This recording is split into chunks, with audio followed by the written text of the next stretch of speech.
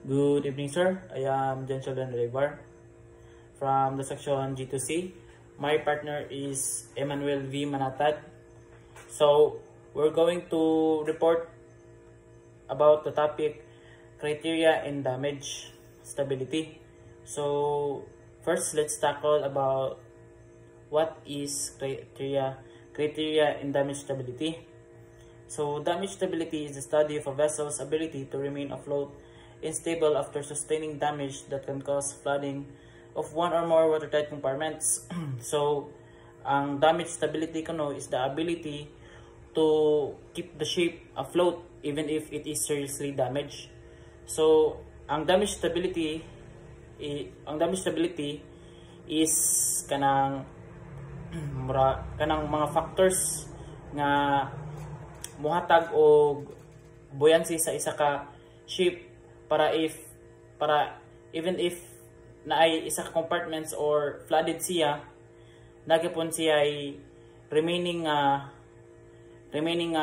reserve buoyancy that can keep the ship afloat even if it is seriously damaged. So our topics for today, our topic is right there in the second slide. First one is the criteria in damage stability. Second one is key principles. The third is the key criteria. The fourth is the calculation methods. 5 is the critical factors influencing damage stability, and the last one is measures to enhance damage stability. So that will be the topic that we're going to be reporting for today. So let's proceed to the fourth slide. So the fourth slide is the key principles of damage stability. So it includes the watertight integrity and subdivision. So let's read the definition. Ships are designed with watertight bulkheads and compartments to limit extent of flooding in case of damage. So the ships are designed this way. The ships are designed this way, like it is designed to have compartments and bulkheads or subdivisions. So it has a huge contribution to the ship's buoyancy, especially that it can limit the spread of the water if it is flooded. So it is the factor also that can keep the ship afloat even if it is flooded. Subdivision of the ship into watertight compartments ensures the vessels can remain afloat stable even if a certain compartments are breached. So the ships have many compartments that can prevent the ship from being unstable. So it also helps in keeping the ship afloat, as I said ganina. So even if flooded ang isa ka compartment, so daghan may subdivision, di ba? So napay nabiling nga compartments to keep the ship afloat. Number 2 is floodable length. So let's read the definition. The floodable length is a maximum length of the ship that can be flooded without causing the vessels to sink or lose stability. So what do you mean by floodable length? So floodable length means how long a part of the ship can flood and for the whole ships to sink. So as I said ganina, nga isasad ang subdivision to keep a ship afloat. So connected siya sa floodable length, as it means how long a part of the ship can be flooded can be flooded before the whole ship sinks. The positioning of watertight bulkheads is determined based on the floodable length and calculations. So it is carefully planned by the shipbuilders. So the wall will help even if another section is flooded to stay it afloat. So di balik rasad ang kung giingon sa first key principle, which is the watertight integrity in subdivision. The last one of the key principle is stability after damage. So the ship must maintain sufficient positive stability measured by the metacentric height GM and writing lever GZ after flooding.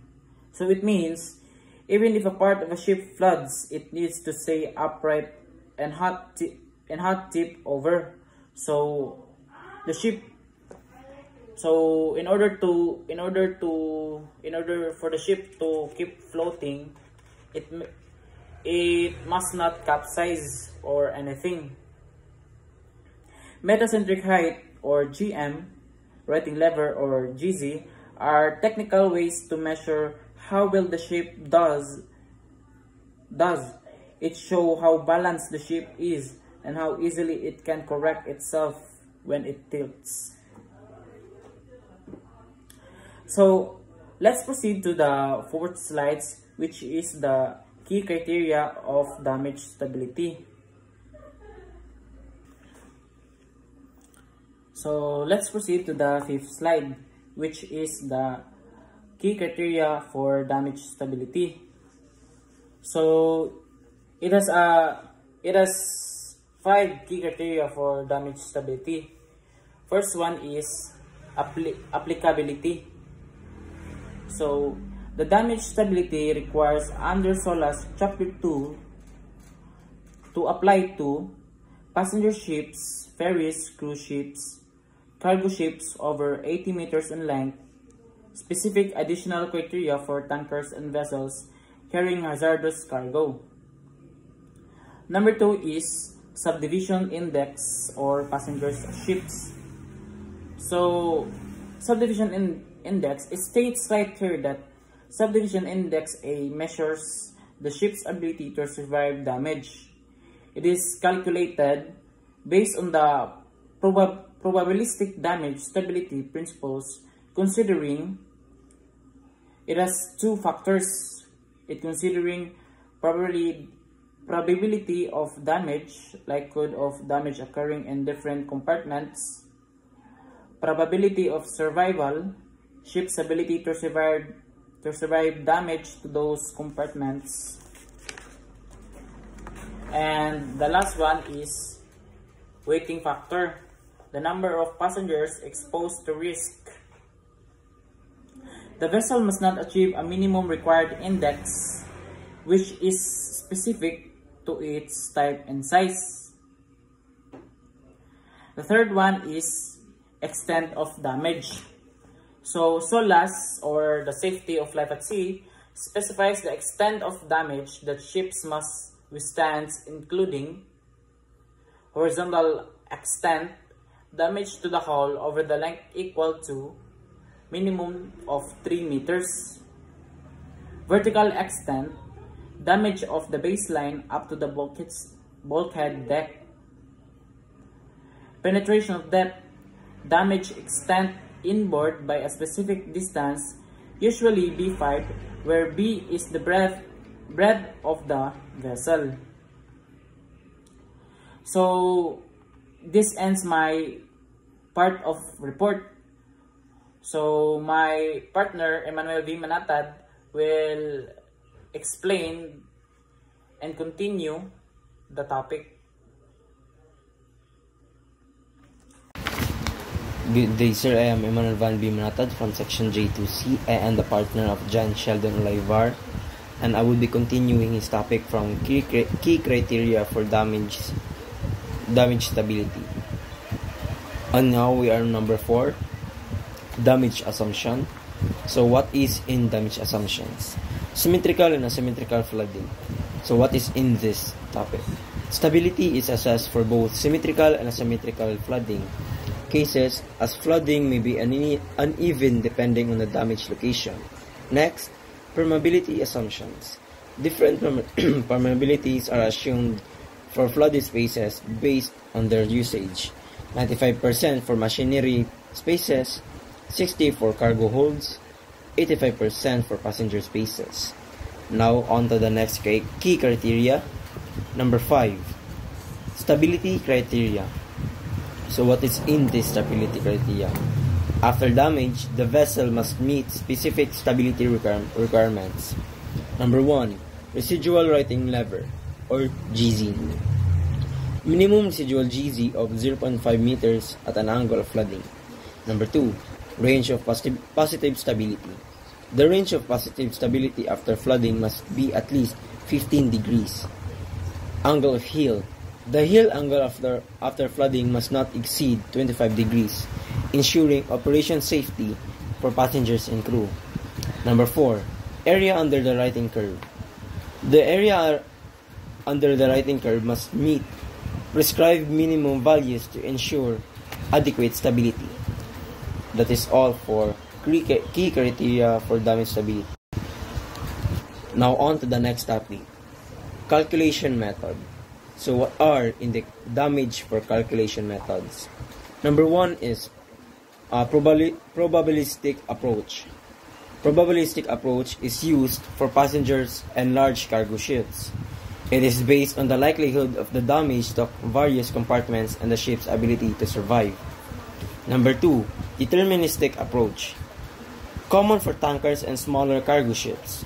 Assumes specific worst-case scenarios and evaluates the ship's ability after flooding. Number 3, modern stability software. This is the last damage stability calculation methods. So what is in this? Stability software performs rapid calculations for damage stabilities, accounting for free surface effects in flooded compartments, asymmetrical flooding scenarios, structural stresses, and residual stability. Next is critical factors. What are in the critical factors? The free surface effect. So what is in the free surface effect? Flooded compartment introduces free surface moments, reducing metrocentric height or GM and stability. Progressive flooding. Openings or failures in watertight boundaries can lead to flooding, spreading to adjacent compartments. Third, ship's loading conditions. The initial loading conditions significantly influences the vessel's response to flooding. Examples are cargo distribution, ballast, and etc. The fourth is, in the PowerPoint, it is mistaken for use of ballast, but number 4 is design features. Features like double bottoms, longitudinal bulkheads, and flight control arrangements that are enhanced to better accommodate survivability. On to the next slide, the measures to enhance damage stability. Number 1, watertight integrity. As we have discussed on the last topics, watertight integrity is the regular maintenance of watertight doors, bulkheads, and hatches. Number 2, damage control plans. Detailed plans and drills to manage flooding and maintain stability. Baffle plates. Fitting baffles in tanks reduces the free surface effect during flooding. Number 4, cross-flooding arrangements. With this, systems that balance water ingress between compartments to minimize heeling. Number 5 and the last topic, use of ballast. Adjusting ballast to improve stability during emergencies. These measures and key criteria are important for seamanship because upon knowing this, we can calculate how the ship counteracts and how the ship acts when there is a breach in the integrity. That is all for me, Manatad Emmanuel Van from section J2C. Thank you, sir, and good night.